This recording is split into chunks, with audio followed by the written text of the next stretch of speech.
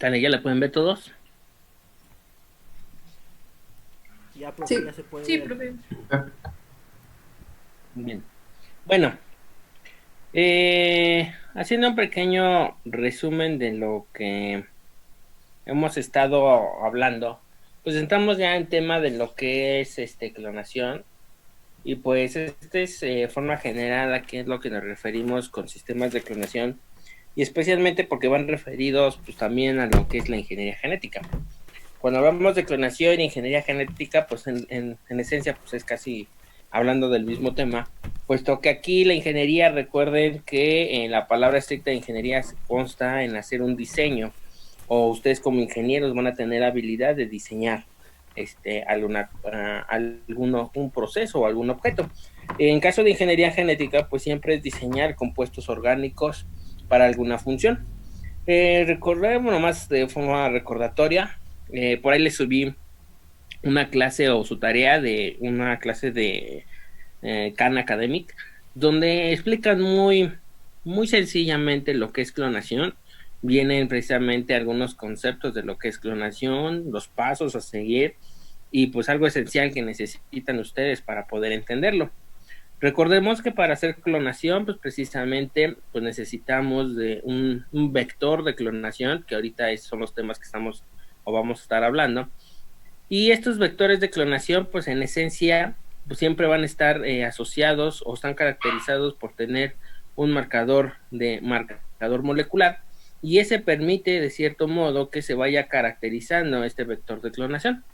Este vector de clonación, que es un plásmido, que es un DNA circular, siempre tiene que ser cortado a través de enzimas de restricción para que este corte, dejando estos extremos cohesivos, como lo ven precisamente aquí, va a permitir la internalización de lo que es un DNA foráneo. Este DNA foráneo, pues en ocasiones va a depender de lo que ustedes quieran clonar. Puede ser un DNA de una planta eucariótica, como puede ser un DNA de otra célula procariótica o un DNA X. Para que este DNA pueda ser insertado y colocado en este vector de clonación, siempre va a estar cortado por la misma enzima de restricción. Aquí la enzima de restricción que utilizas debe de ser exactamente la misma, porque de ese modo se hace los mismos cortes cohesivos, y entonces a través de la acción de ligasa tú haces la unión de este DNA, provocando que se genere un plásmido recombinante. Y esa es una manera de hacer los procesos de recombinación. De ahí después ya siguen, después de aplicar este proceso, que de hecho, de manera esencial, donde nosotros o ustedes como ingenieros en biotecnología, ustedes se van a radicar principalmente en el diseño de estos vectores de clonación para que se lleve a cabo el mejor rendimiento de moléculas recombinantes. Si el día de mañana ustedes se dedican o buscan trabajo o les dan trabajo en la industria cervecera, muchas de las veces la industria cervecera pues busca aumentar el rendimiento de Saccharomyces cerevisiae para aumentar la producción de malta. Y entonces tienes que utilizar lo que es la tecnología recombinante, como son los sistemas de clonación, para modificar algunos genes de tal modo que se expresen proteínas degradadoras de la malta o productoras de la malta, y de ese modo van generando mayor rendimiento. Muchas aplicaciones tiene este sistema. Partiendo de aquí, entonces nosotros pues, nos vamos a ver qué son esos famosos vectores de clonación y cómo se clasifican y qué características son las que tienen para poder entender cómo usar estos cortes de restricción y cómo podemos hacer ese DNA recombinante. Entonces, habíamos hablado que los vectores de clonación, pues realmente podemos clasificarlos en cuatro. Los plásmidos, que son los más conocidos, que son obtenidos de DNA circulares de las bacterias. Y dentro de los plásmidos podemos tener tres tipos de plásmidos. Plásmidos de recombinación, que son conocidos como plásmidos de fertilidad. Plásmidos de clonación y plásmidos de los que son de expresión. Son tres plásmidos que son circulares los tres, pero cada uno tiene características diferenciales.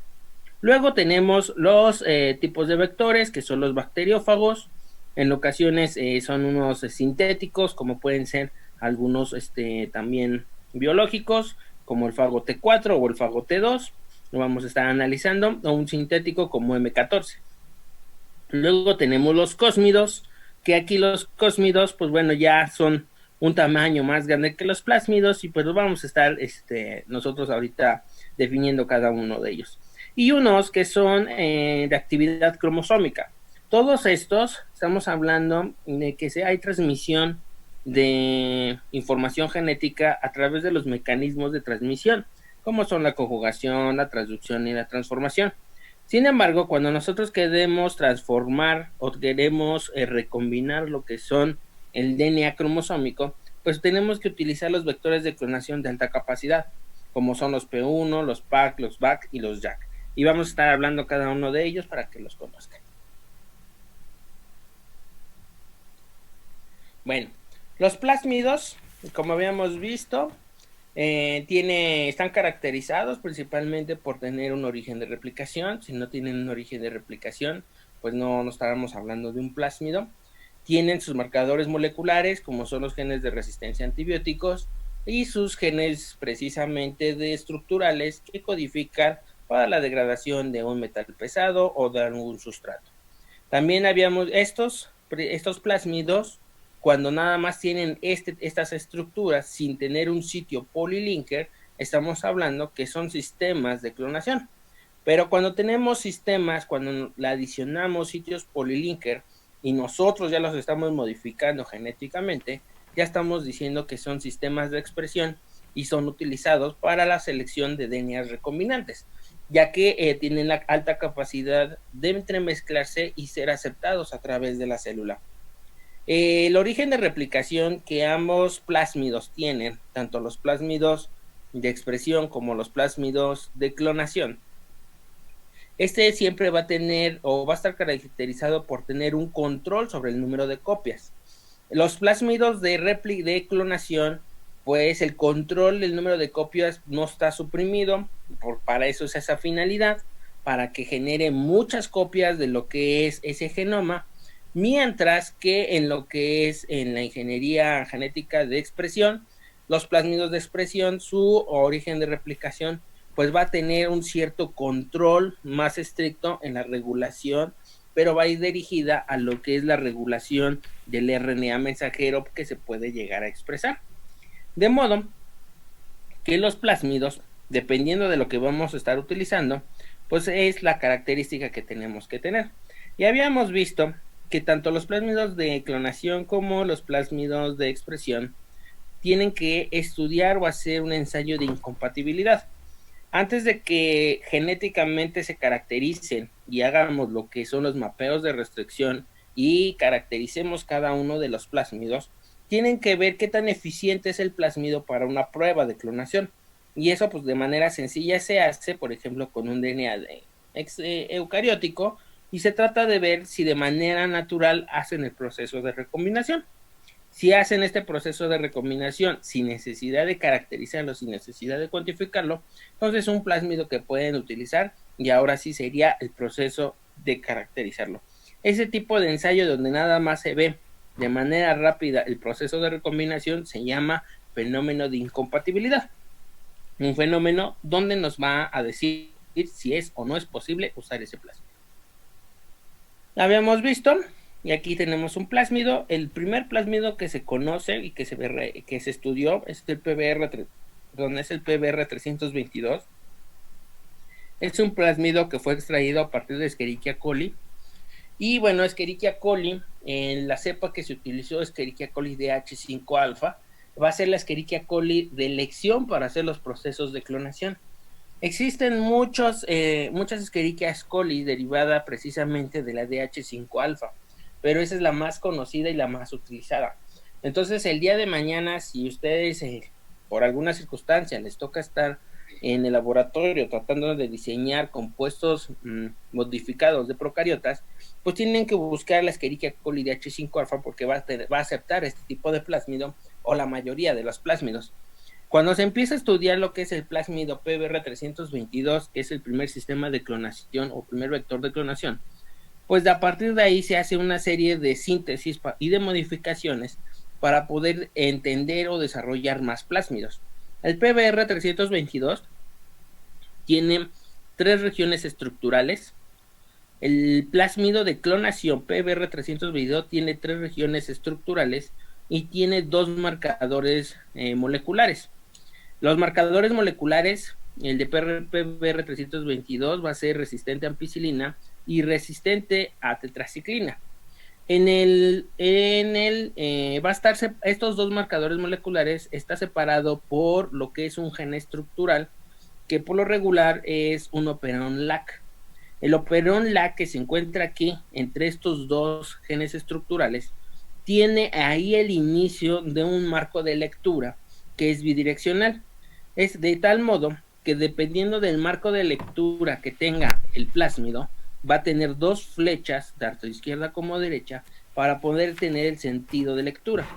De modo que el marco de lectura A siempre va a codificar para la resistencia a ampicilina y el marco de lectura B siempre va a amplificar la resistencia a tetraciclina.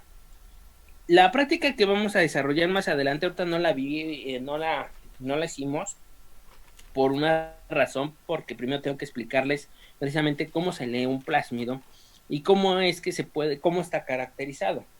Porque la práctica consiste precisamente en diseñar el plásmido y consiste en detectar los marcos de lectura. De modo que al detectar los marcos de lectura, nosotros vamos a ver cuál va a ser la mejor tendencia que va a tener el plásmido para adquirir o para transmitir lo que es la resistencia o el marcador molecular. Bueno, se hace esa prueba y nos da la probabilidad de cuál se va a poder expresar con mayor eficiencia. No por tener un gen o un marcador de molecular más grande, significa que va a estar caracterizado mejor la tetraciclina. No sucede muy poco frecuente eso. Por lo regular, los genes o los marcadores moleculares de ampicilina son los mejores que se expresan. Y si se dan cuenta, son genes que se mantienen más cortos.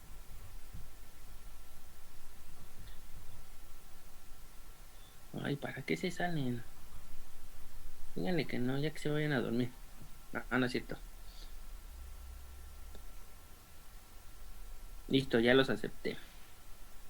Bueno, estos 2 marcos de lectura que por lo regular se mantiene aquí en este operón, el operón que tienen aquí, que se mantiene separado estos marcadores, va a estar caracterizado porque tiene lo que es una palindromía reconocedor de la enzima de restricción EQR1.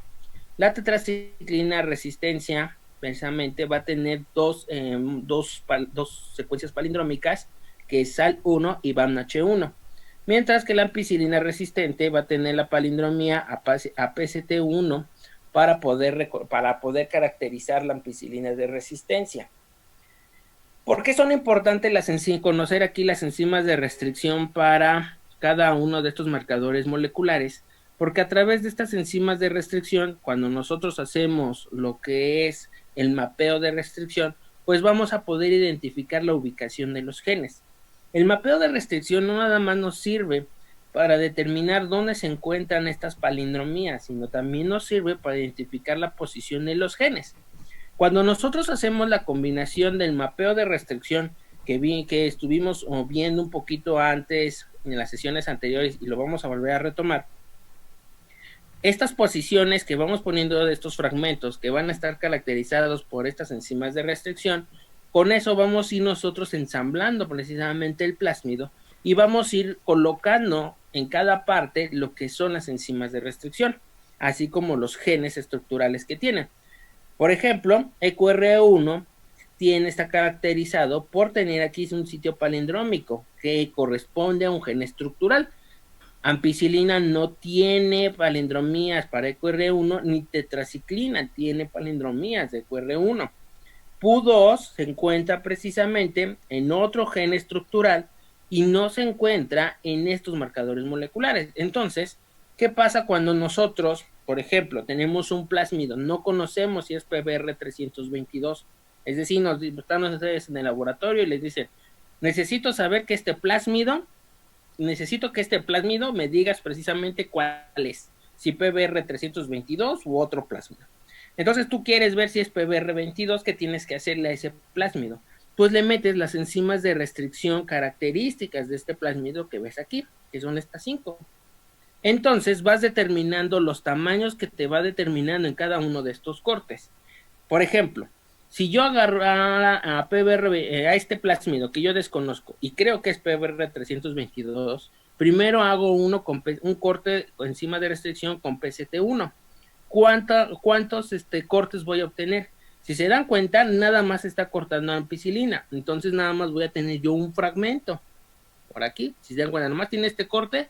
Si yo corto aquí, el plásmido se estira y nada más va a tener un tamaño. Entonces mi banda, cuando yo tenga mi electroforesis, pues nada más va a ser de un cierto tamaño. ¿Y eso es indicativo de PBR 322? Sí. Ok. Luego, si luego someto a EQR1 solita, también nada más voy a tener un cierto corte. Si yo voy poniendo cada una de estas enzimas, voy nada más teniendo un solo corte. Cuando yo voy mezclando precisamente las enzimas de restricción, entonces se van aumentando los números de cortes. Si yo tengo PCT1 y EQR1, ¿cuántos cortes voy a tener? Voy a tener un fragmento y 2 fragmentos, o sea, son 2 fragmentos grandotes. Y así cuando voy agregando cada uno, pues yo voy viendo los diferentes tamaños. Entonces, si tú ya conoces el plásmido PBR 322 y resulta que sí es, pues vas a ver en tu mapa de restricción 1, 2, 3, 4, 5 cortes, donde de cierto modo vamos a ver que existen cuando las 5 enzimas de restricción pues están juntas o están trabajando juntas y de esa manera se van a ir caracterizando. Para eso va a servir nuestro mapa de restricción.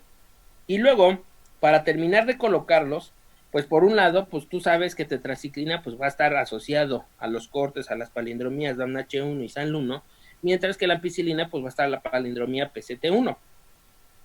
Para saber precisamente cómo está la posición de estos genes, se tienen que hacer los ensayos de recombinación.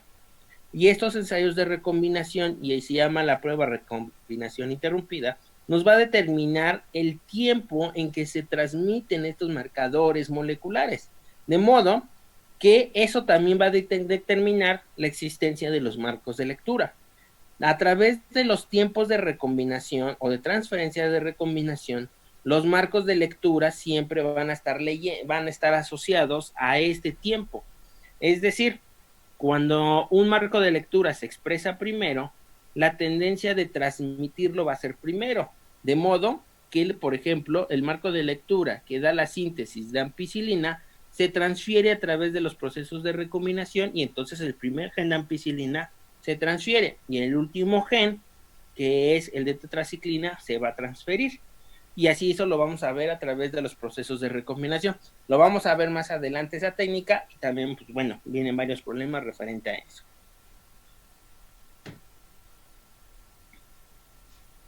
¿Por qué son tan importantes los marcadores de selección cuando nosotros hablamos de sistemas precisamente de clonación o de expresión?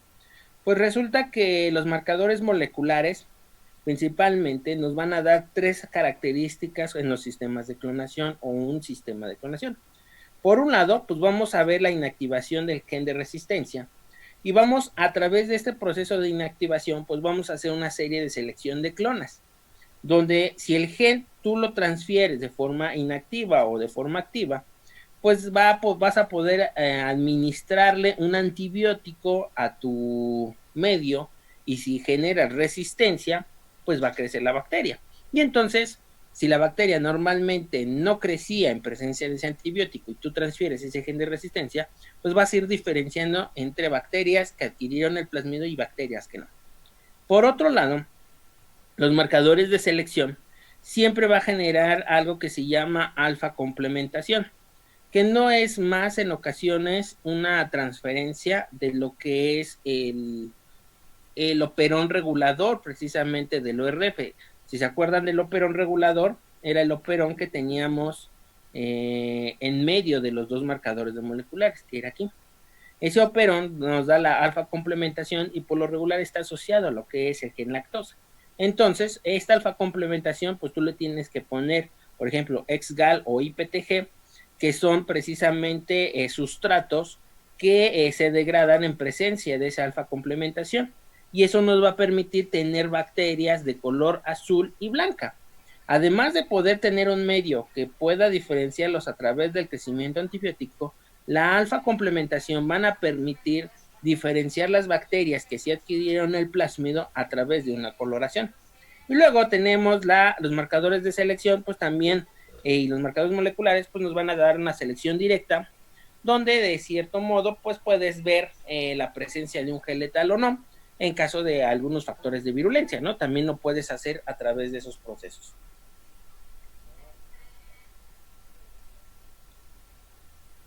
Bueno, algo muy importante cuando hablamos de plásmidos y precisamente algo que tienen que ver ustedes en esta fase de biología molecular es precisamente hacer cómo selecciono yo un plásmido para los diferentes sistemas de clonación. Y eso tiene que ver mucho precisamente con la caracterización de los famosos sitios polylinker. Cuando nosotros tenemos un plásmido de clonación, no tiene ese sitio polylinker y un vector de expresión sí tiene ese sitio polylinker. Y aquí tenemos el ejemplo de PUC18. El plásmido PUC18 es un plásmido que tiene su sitio, su órice, su sitio de replicación. Aquí están los dos marcadores moleculares normalmente, pero ahora no se toman mucho pues de importancia. Lo que se va a tomar como importancia en los sitios de expresión o los plásmidos de expresión va a ser el sitio polylinker. Este sitio polylinker es precisamente una secuencia que va dentro del operón lactosa, normalmente va dentro del operón lactosa, en ocasiones puede ser también fuera del operón lactosa, pero por lo regular se utiliza el operón lactosa porque recuerden que el operón lactosa tiene todos los sitios promotores y de regulación de transcripción. El sitio polylinker va a tener un sitio de región variable que va a poder codificar para todas las enzimas de restricción que caracterizan o que pueden caracterizar a este plásmido. Es una región variable genómica. De modo que este sitio polylinker, tú puedes utilizar una gran variedad de enzimas de restricción y pueden ser reconocidas en ese sitio polylinker. Es decir, puedes tener BAMH1, puedes tener SAL1, CPFI, HIND3, CETEX, o sea, dependiendo de cómo diseñes tu sitio polylinker. Y entonces aquí tú puedes aplicar cualquier enzima de restricción y a través de ese corte, pues aquí es donde se va a poder insertar este sistema clonado. Este tipo de vectores plasmídicos son vectores que se diseñan o son diseñados de manera sintética, no son de manera normal, y son precisamente obtenidos a través de procesos de recombinación. Nosotros podemos provocar esos sistemas de recombinación. Entonces, el más conocido es PUC18. Este PUC18 pues tiene el gen lactosa, el ORIC, sus marcadores y un gen que se llama el gen BLA, que es un gen que precisamente codifica para una proteína estructural. Pero aquí lo más importante es la presencia del operón lactosa, donde se puede insertar el sitio polylinker. Y aquí es precisamente, vean cómo es que al adicionar una enzima de restricción, pues aquí puedes poner tu sistema de clonación. Este de aquí es un sistema de expresión, aunque también como tiene el ORIC, puede ser utilizado como un sistema de clonación. Entonces, en un sistema de expresión podemos tener los dos efectos.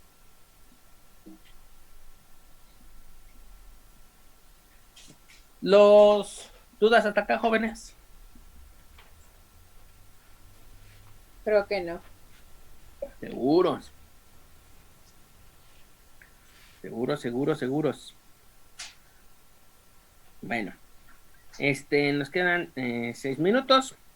Aquí les transfiero realmente cómo está constituido la realidad de lo que es el plásmido PBR322.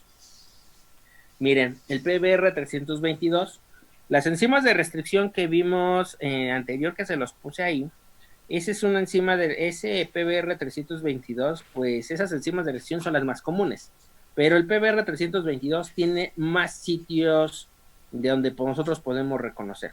Y aquí esta es la realidad del PBR322, donde ustedes, dependiendo de la enzima de restricción que utilicen, pues va a ser el sitio donde va a poder generar esa palindromía.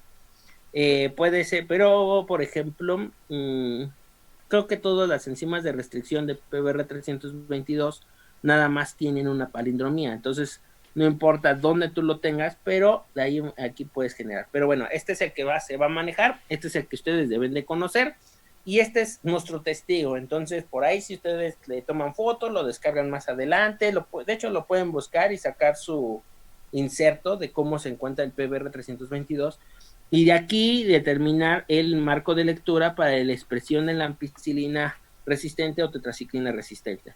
Se los pido pues que lo vayan descargando, que lo tengan a la mano, porque son uno de los plásmidos que vamos a estar utilizando con mucha frecuencia. Bueno, aquí está precisamente el PBR322, miren, aquí están los dos, aquí sí nos marcan los dos ORF, tenemos un ORF que codifica para el gen de tetraciclina y un ORF para el gen de ampicilina. Precisamente PBR322 tiene un tamaño de 4.363 bases, esto es muy importante. Y vean, el marco de lectura para el Lorice. Esto es algo cuando más adelante vamos a estar utilizando. ¿Por qué? Miren, cuando nosotros hacemos clonación, la idea es internalizar este DNA exógeno. Primero, antes de hacer esto, tenemos que caracterizar nuestro plásmido, ya sea que tú ya sea adquirido de manera comercial, siempre se recomienda caracterizarlo, es decir, hacer su mapeo de restricción para saber que tu plásmido viene en excelentes condiciones y viene pues realmente lo que te están vendiendo. Entonces, una vez que tú ya confirmas esto a través de tu mapeo de restricción, ya tienes bien definido cada uno de estos, entonces ahora sí lo metes con la enzima de restricción. Si nuestro DNA foráneo fue cortado también por EQR1, pues aquí tú vas a ponerle EQR1 para generar los mismos extremos romos. Generas ese corte, normalmente las quiméricas plasmídicas, como lo vimos en PUC18, los cortes tienen que darse en medio de los genes o los marcadores moleculares. ¿Por qué siempre se tienen que dar los cortes en estos marcadores moleculares? Porque muchos de estos marcadores moleculares son más propensos o son más factibles a los procesos de recombinación. Es decir, son más fáciles de meterse a una conjugación, a una transducción. Porque de aquí, una vez que ya lo tenemos fragmentado y ya tenemos nuestra construcción plasmídica, tenemos que comprobar nuestra construcción plasmídica. ¿Cómo comprobamos esta construcción plasmídica? A través de un proceso de PCR, porque hay que reconocer que este plasmido tiene insertado el fragmento que yo estoy manejando o manipulando. Entonces tenemos que hacerle una PCR de este fragmento para saber que está íntegro nuestro plásmido y se está adicionando precisamente en este plásmido. Para que nosotros se clone, este plásmido tienes que inducirlo o introducirlo. Y para eso se hace una introducción del DNA a través de una solución de cloruro de calcio para células de Escherichia coli. El cloruro de calcio provoca que Escherichia coli se forme competente o genere una competencia. ¿A qué se refiere eso? Que la célula va a pelear por adquirir este plásmido, se va a poner a luchar con todas unas con otras para ver quién es el buenone de adquirir este plásmido quimérico. Una vez que lo internaliza, entonces lo haces crecer y lo haces precisamente con residuos de ex-gal y PTG para que tengamos este tipo de colonias, es decir, colonias que están caracterizadas por un color y por otro lado el medio pues va a tener la resistencia o va a tener un antibiótico dependiendo a dónde se insertó. Si en este plásmido se insertó en tetraciclina, pues el medio de aquí debe tener tetraciclina. Las bacterias que son resistentes a tetraciclina seleccionadas, se hace una impronta a un medio nuevo, nuevamente rico en tetraciclina, y ya tienes tus aislados de bacterias clonadas. A estos también les tienes que hacer PCR para confirmar que se está insertando tu plásmido. Este es el proceso de clonación utilizando PBR 322. Usando PUC18 con un sitio polylinker. Aquí igual se utiliza XGAL y aquí vemos, por ejemplo, uno de los resultados que nosotros tenemos. Bueno, ahorita nos conectamos a las 7 jóvenes para continuar con el uso ahora de bacteriófagos como vectores de clonación. ¿Dudas hasta acá?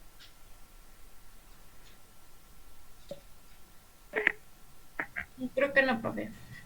Creo que no. No, profe. ¿Por el mismo link nos conectamos? Así es, por el mismo link. Vamos, dentro de los otros vectores de clonación o de expresión, pues ahora siguen los vectores derivados de fagos. Y pues bueno, al igual que los vectores de clonación y de expresión, que son DNA circular y que la finalidad es que el microorganismo multiplique ese DNA recombinante, pues también los fagos pueden hacer lo mismo. Los fagos también se pueden replicar y entonces pueden ser también esos vectores de expresión o de clonación. El más común entre todos ellos, bueno, recordemos que los fagos pues están hechos, son virus exclusivos de bacterias, son virus que pues infectan a la bacteria y estas generan dos ciclos, un ciclo lítico y un ciclo lisogénico.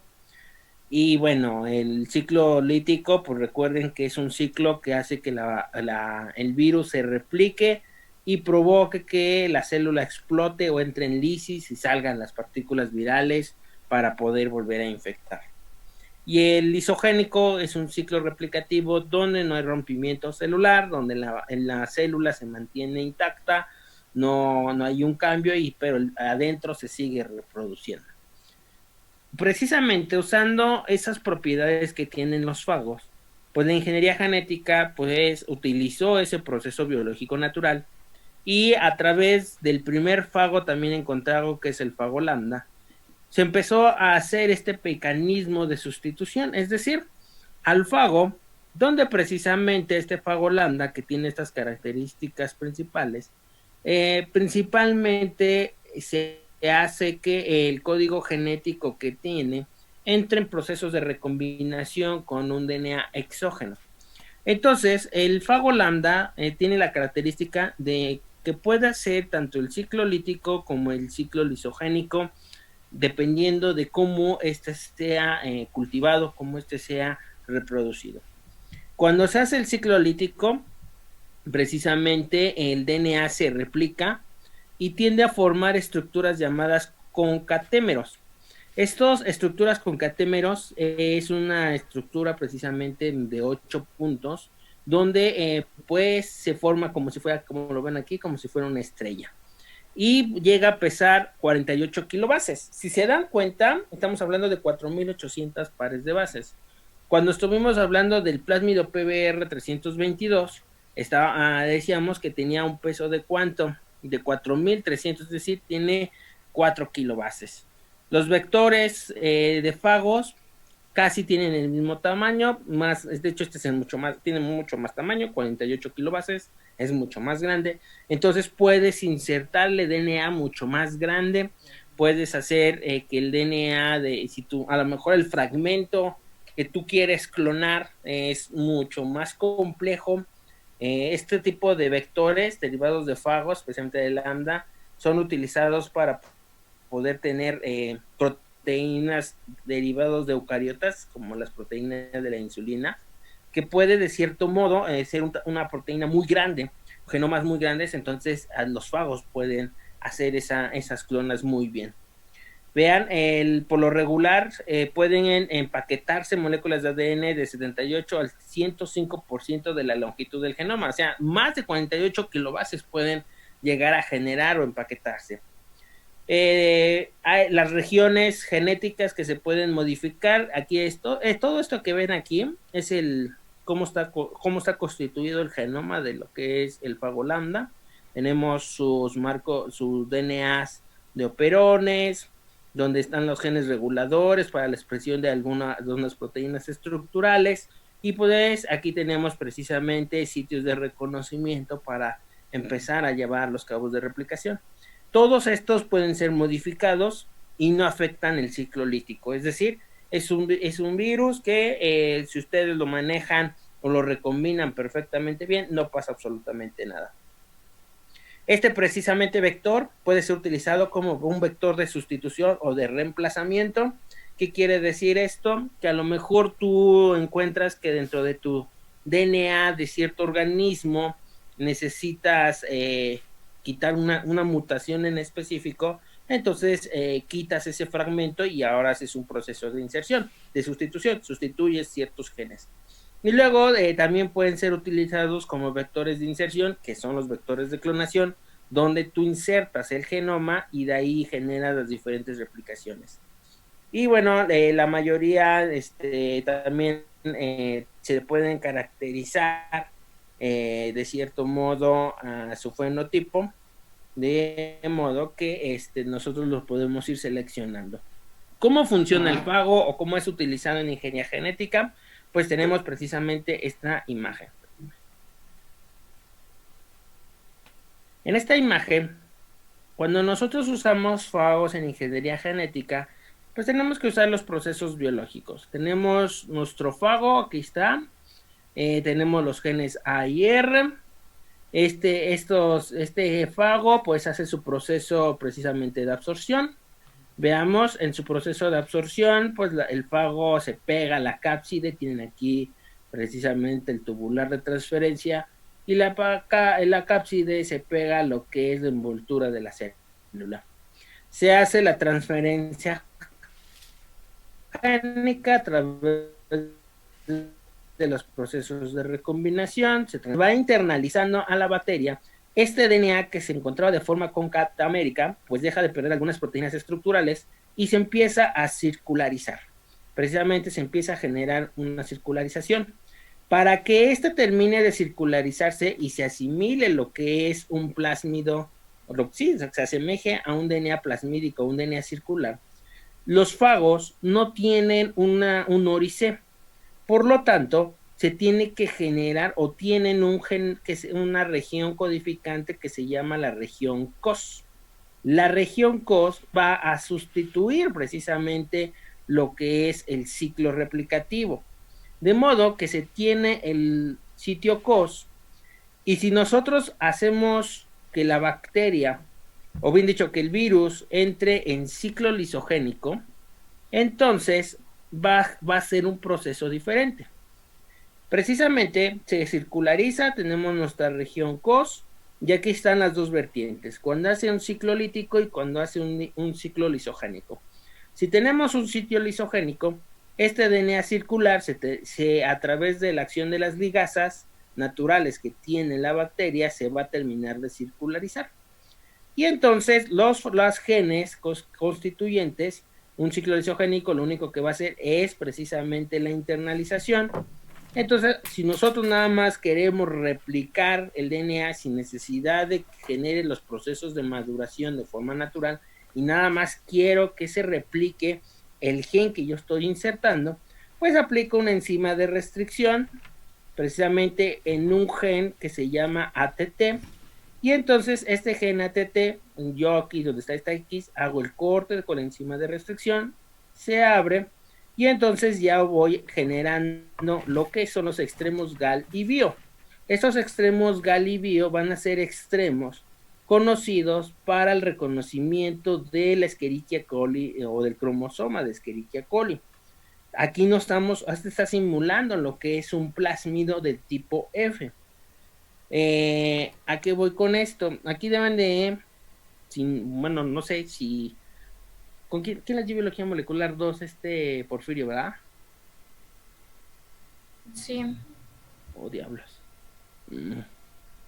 Lo que pasa que los sitios GAL y BIO asemejan a los sitios de recombinación de los factores F que tienen los plásmidos de conjugación natural. Los procesos de conjugación natural, un plásmido de conjugación natural tiene un factor F que se llama el factor de fertilidad y ese permite que se hagan los procesos de recombinación. ¿Qué eso está sucediendo aquí?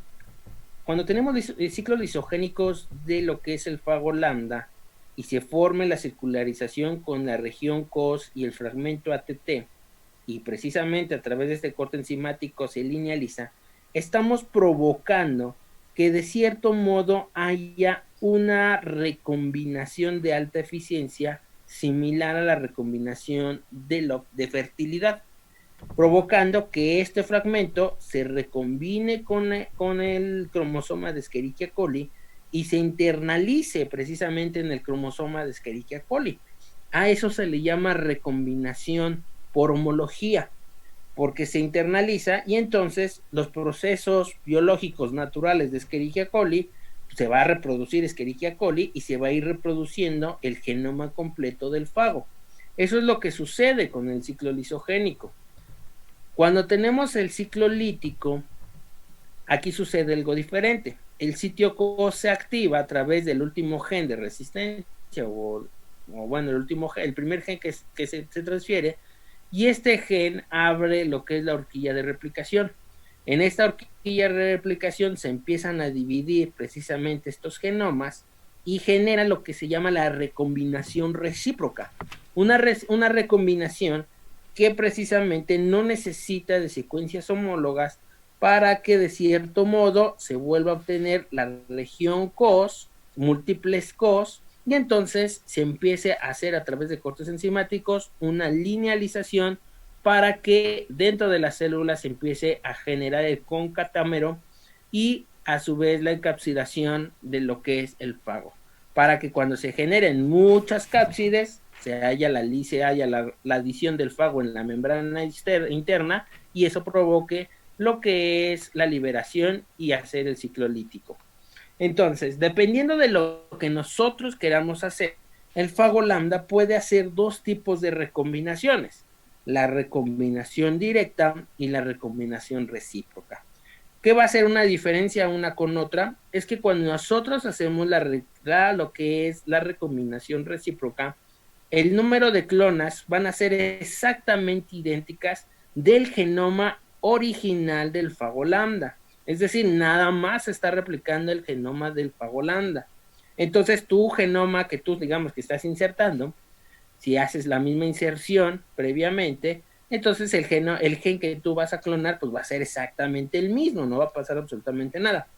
Pero si tú necesitas que tu gen clonado sea insertado al cromosoma de Escherichia coli, y eso va a tener un beneficio, porque esto puede llegar a expresarse, entonces se expresan las proteínas, y entonces tienes un sistema de expresión y clonación.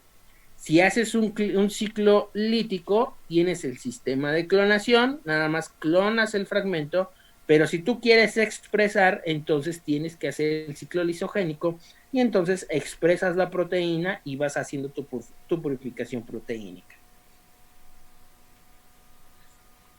Como lo vimos, precisamente el fago lambda pues puede ser utilizado como vectores de sustitución y para eso se utilizan precisamente el ciclo lítico, mientras que los vectores de inserción pues puede utilizar los dos ciclos. Para hacer los vectores de sustitución, el fago lambda puede llegar a adquirir de 8 a 24 kilobases, es decir, tú puedes internalizar de 8 a 23 kilobases para sustituirlo.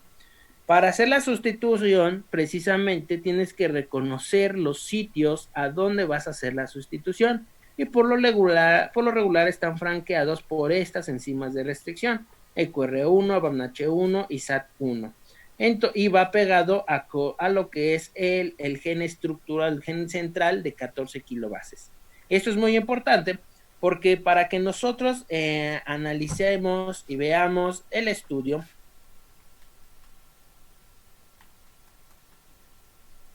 para que cada uno de nosotros analicemos qué vamos a hacer, pues al igual que lo que ahora sucede con el plásmido, pues tenemos que hacer un mapeo de restricción, pero ahora para caracterizar el fago que vamos a analizar. Si nosotros vamos a hacer una sustitución, pues entonces vamos a usar estas enzimas de restricción y debemos de tener estos tamaños de amplicones o de tamaños de corte, de 20 kilobases, 14 kilobases o 9 kilobases.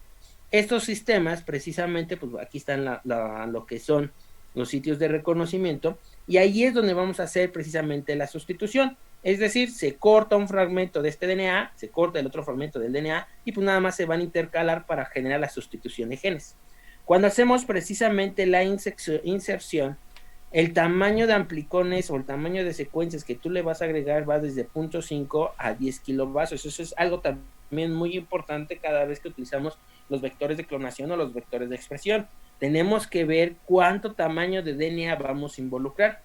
En lo que es el plásmido PBR 322, nada más puedes agregar, creo que hasta 700 pares de bases, mientras que el plásmido sintético PUC 18, que vimos el otro, pues puedes llegar a incrementar hasta 1500 pares de bases. Entonces, dependiendo de lo que queremos insertar, pues va a ser el vector que vamos a hacer. Pero si tú quieres insertar una secuencia nucleotídica de 10,000 pares de bases, pues un plásmido PBR 322 no te va a funcionar. Entonces, ¿qué utilizas? Pues un fago lambda.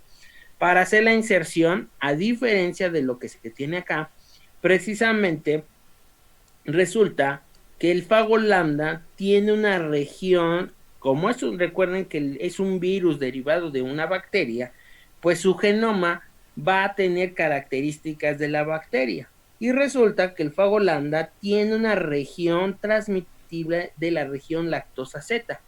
Entonces, el LAC-Z, aprovechando esa región, y resulta que es una región donde se encuentra la regulación del operón Z, y se encuentra la palindromía de QR1. Entonces, aprovechando eso, ahí es donde se hace el corte para que se generen los dos fragmentos, y aquí es donde haces la inserción precisamente del fragmento de DNA que quieres clonar o que quieres expresar. Hay otros, para este tipo se utiliza lo que es el fago lambda GT11, que es una cepa donde en la cual ya se tiene bien caracterizado el LAC-Z. Existe otro fago como es el fago lambda GEM12, donde se le, además de adición de tener ese fragmento, se hizo genéticamente o se estructuró genéticamente, de modo que se hicieron sitios polilinker en la región central dispensable. Y precisamente tiene 14 kilobases. Cuando los fagos, chicos, cuando se hacen estos concatámeros, cada concatámero se extiende a lo que es un telómero. Y los telómeros, al igual que los cromosomas, pues tienen un brazo izquierdo y un brazo derecho en los fagos. La región central que nosotros conocemos como centrómero, en lo que es un cromosoma normal, en los fagos se le llama región central dispensable. El fago lambda GEM12 es como el PUC 18, una modificación, y se le mete sitios polilinker, donde puedes tener diferentes sitios y donde nosotros podemos determinar diferentes sitios de corte. Cuando tenemos el fago GEM12 con los sitios polilinker, pues podemos tener 3 fragmentos, uno de 20 kilobases y otro de 14 kilobases y el último de 9 kilobases. ¿Por qué esto es importante? Porque precisamente cuando hacemos la caracterización del mapeo molecular, pues tenemos que determinar cuál es el tamaño y los fragmentos a obtener. De modo que con sitios polilinker vamos a tener estos fragmentos y el tamaño final es de 43 kilobases. ¿Dudas hasta acá?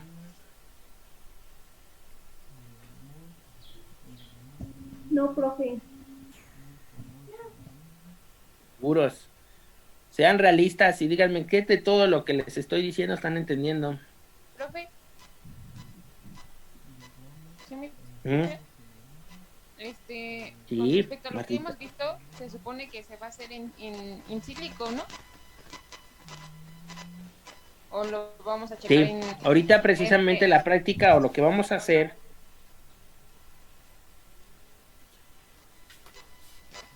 Dime, Martita, termina.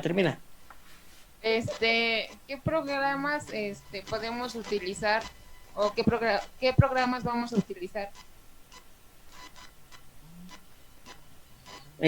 Afortunadamente no vamos a bajar ningún programa para la computadora, todo lo vamos a hacer en un servidor. Entonces, la práctica, pues les voy a enseñar el servidor que van a hacer ustedes. Y y pues bueno, eso es que vamos a estar manejando afortunadamente para esto. Precisamente para evitar problemas de sus computadoras, pues vamos a usar los servidores de internet. Entonces, el día de la práctica, ¿quién tiene buen internet entre todos ustedes? Martín, Lucas, ¿tienes muy buen internet? Últimamente ha fallado, pero creo que mi compañero Alejandro. Ah, cálmate. No, Para no, que el día de la práctica te encargo Yo tengo, está bueno mi para internet. que lo grabes, más que nada. Ah, sí. Ujú. De hecho, estoy grabando. Para que lo precisamente lo graben y ese video se pueda subir a plataforma y pues ya puedan verlo aquellos que tienen un mal internet y puedan hacer su reporte de práctica. Su reporte de práctica, pues realmente pues va a ser una reproducibilidad de lo que vamos a hacer, pues para que ustedes vayan ensayando. Pero vamos a hacer trabajos bioinformáticos para la caracterización de cada uno de ellos y pues y de cierto modo también es mucho lápiz y papel, puesto que tenemos que hacer alguna serie de cálculos. Sí, profe. Con respecto a los conceptos que hemos, porque bueno, como les había mencionado, pues la finalidad de biología molecular 10, pues, bueno, 3, perdón, es que sea más práctico. Si ustedes se dan cuenta, los conceptos se los trato de meter con los ejemplos de cada uno de los vectores que estamos manejando. Sin embargo, pues hay muchos conceptos que sí es importante que los vayan estudiando y necesito que me digan si lo están entendiendo, porque precisamente en los vectores de clonación y de expresión nos tenemos que ir con los ensayos de recombinación. Entonces, ahí tenemos que usar los conocimientos de cómo se llevan los procesos de recombinación para poder generar lo que es la recombinación recíproca o lo que es la recombinación directa. Por eso les pregunto si sí los llegaron a ver.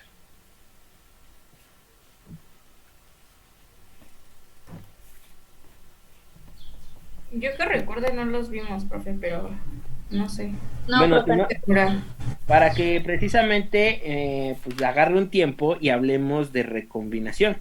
Ahorita estamos hablando de forma general cómo se está caracterizando cada uno de los vectores de expresión, porque es importante conocerles. Si ustedes se dan cuenta, estamos hablando de características específicas de cada cosa. Por ejemplo, ya estamos hablando de vectores clásicos de PBR322 y PUC18. ¿Cuál es la diferencia entre uno y el otro? En que PBR322 no tiene un sitio polylinker, mientras que el PUC18 sí tiene un sitio polylinker. Luego estamos hablando del fago lambda.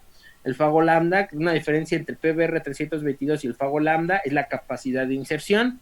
El PBR322 nada más puede insertar hasta un máximo de 700 kilobases, mientras que el fago lambda puedes ampliar hasta 4 o 28 kilobases. O sea, si se dan cuenta, la capacidad es mucho mejor. Y también puedes tener vectores lambda en forma sintética, que es el lambda GEM3, GEM32, que también puedes tener un sitio polylinker y puedes también determinar ese tipo de inserción. Entonces, si se dan cuenta, pues estamos manejando conceptos que son importantes que lo vayan entendiendo y las características, porque los vamos a estar manejando pues en varios problemas. En los problemas, pues les voy a poner, si se usó un plásmido PB322, tú ya debes de tener a la mano pues cuál es el mapa de restricción de PB322 y cómo vas a hacer el comparativo, porque durante el proceso pues tienes que confirmar si realmente es el plásmido PB322 para que puedas hacer la construcción. Entonces vas viendo cuáles son las enzimas de restricción características y cuál es cada una de las inserciones. Entonces, corazón, ya casi vamos a acabar. ¿Vale? Entonces, si no hay dudas para continuar. Profe, yo sí, en las inserciones. Terminando de esta sesión de los vectores de... ¿Qué pasó, Nice? ¿Otra vez? Que en las inserciones, pero ya prácticos, se hacen por medio de las herramientas informáticas.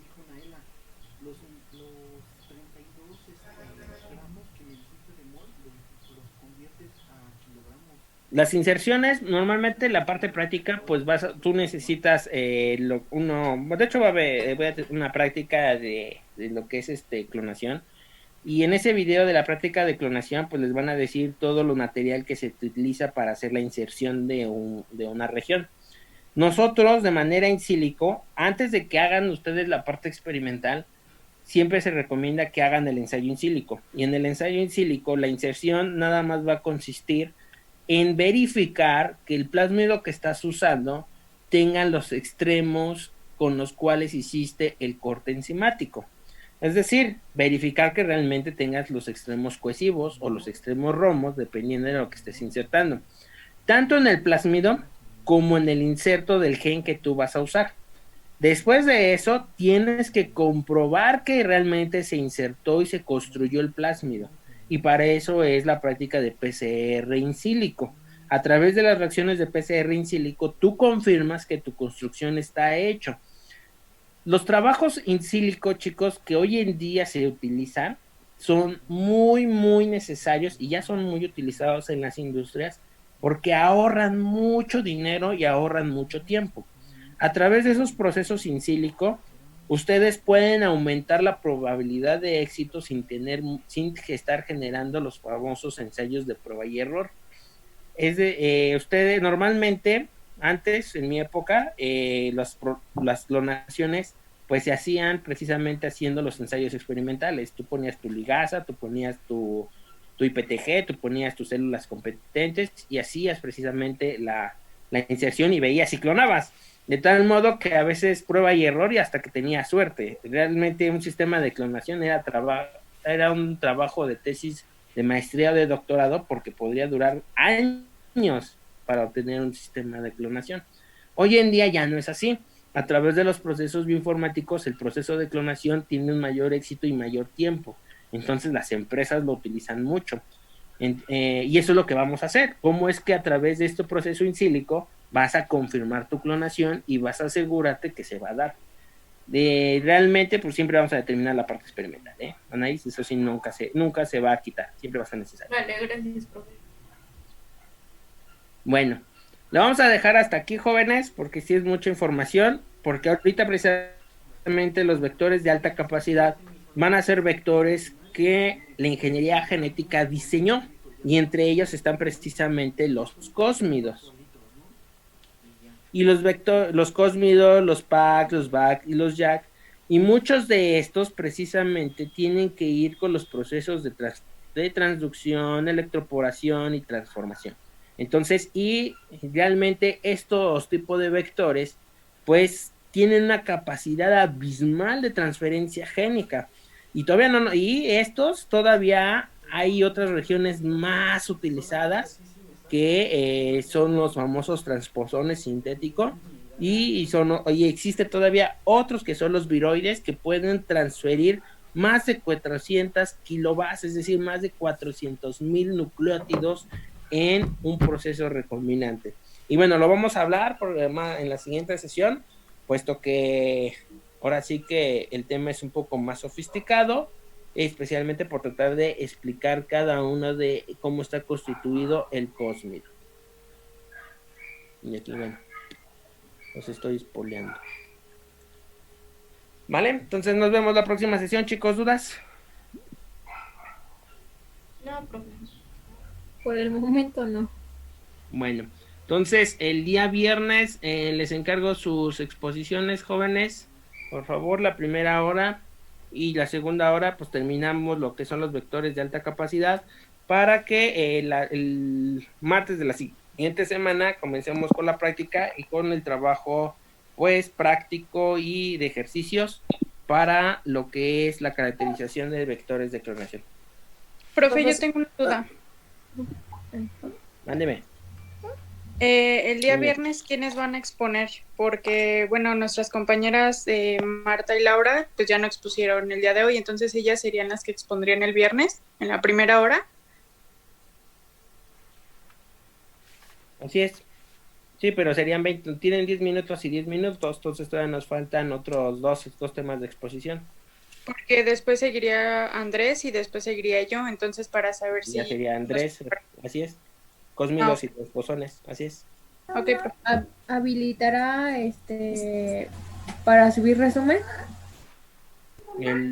Sí.